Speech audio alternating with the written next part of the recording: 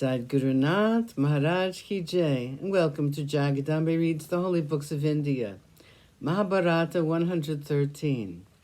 As you may remember, the Sabha was built, and the Pandavas were very happy. Subhadra was now the mother of a son. His name was Abhimanyu. Draupadi was the mother of 5 sons, one by each of the 5 Pandavas. Yudhishthira's son was Prativindya. Bhima's son was Sutasoma. Arjuna's son was Shrutakaraman. Nakula's son was Satanika. Sahadev's son was Shrutasena. Kunti was now sure that her sons were well established and secure. They were quite powerful. It was not possible for anyone to harm the sons of Kunti. She thought of the days following the burning of the house of Lak, of the months spent in Ekachakra, where they had to beg for food. All those dark days were over. Their sun had risen. They were safe, secure from the evil thoughts of Duryodhana and Shakuni. This peace was the lull before the storm. No one could know about it. Hardly a few months more, and the Pandavas would again wander over the face of the earth. The third act of this tragedy was about to begin. In the march of life, several incidents stand out like milestones. They are landmarks, but we do not recognize them as such until we pass them by and look back. Such was the entrance of Draupadi into the lives of the Pandavas. Such was the entrance of Krishna into their lives. Such was to be the entrance of Narada. Chapter 2, Narada's visit to Indraprastha.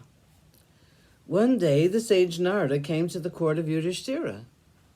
He was welcomed with reverence by the Pandavas and Draupadi. He had also heard about the Mayasabha, and he'd come to see it. Yudhishthira was only too happy to show him the hall. He looked like a little child with a new toy. He was so excited at the thought of displaying it. Narada looked at the hall and showed his enthusiastic approval. They came back to the hall where they were seated at the beginning. After some time spent in talking of different things, Yudhishthira said, "My lord, you have traveled in all the 3 worlds. You must have seen many beautiful sabhas like the one I have. Can you tell me about them?" Narada smiled a gentle smile and said, "Yes, I have seen similar sabhas in other worlds. I will tell you about them. But let me assure you, your sabha is the best on the face of this earth. There is no place equal to it.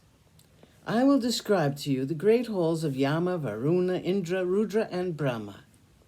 These are the beautiful sabhas I have seen." Narada told them about the excellence of the palaces mentioned. He told them first about the sabha of Indra. He told Yudhishthira that the great king Harishchandra of the race of the sun was sharing the throne with Indra. He went on to describe the other courts.